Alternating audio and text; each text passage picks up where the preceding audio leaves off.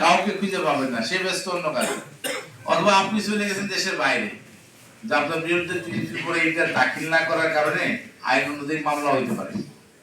কেউ আমরা চাই না এটা, এবং এটা যাতে না ঘটে সেই জন্য আপনাকে আগেই একটু দেখিয়ে রাখছি যে আপনারা এই কাজগুলো আপনারা যেন ভুল না করি। তো এই ভাউচারগুলো স্বাক্ষর আপনার যাবে, ওইটা আপনি টাকা খরচ করবেন যা, তার থেকে যা দিয়েছেন তার থেকে কমও খরচ করতে পারেন, কিন্তু বেশি 1 টাকা ভাউচার দিতে পারবেন না।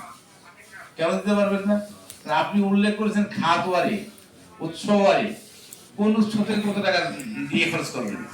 আপনি যদি 1000 টাকা উপরে 2 টাকা খরচ করেন, ওই টাকাটার উৎস কোথায়? তার মানে আপনি অবৈধভাবে খরচ করছেন। সে কারণে বলছি যে ভাউচারের ক্ষেত্রে আপনার এটা একটু খেয়াল রাখবেন। আরেকটা বিষয় আগে থেকে বলে রাখি যে আপনার ইলেকশন পরবর্তী সময়ে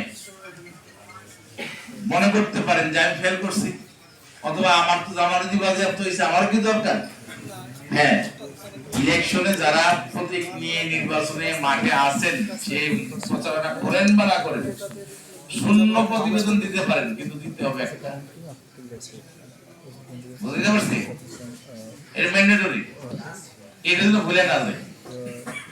তো আমি আর কথা বাড়াবো না, আমি এই পর্যায়ে আমরা আমাদের যে বক্তব্য, আমাদের যে মূল কাজ প্রতিপাদ্য, সেই প্রতিপাদ্য অনুষ্ঠানের বিষয়ে সম্ভবত আচরণ বিধিমালা নিয়ে কথা বলবেন আমাদের সম্মানিত জেলা কমিশন মহোদয়।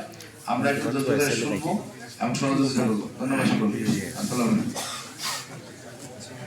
আলাইকুম।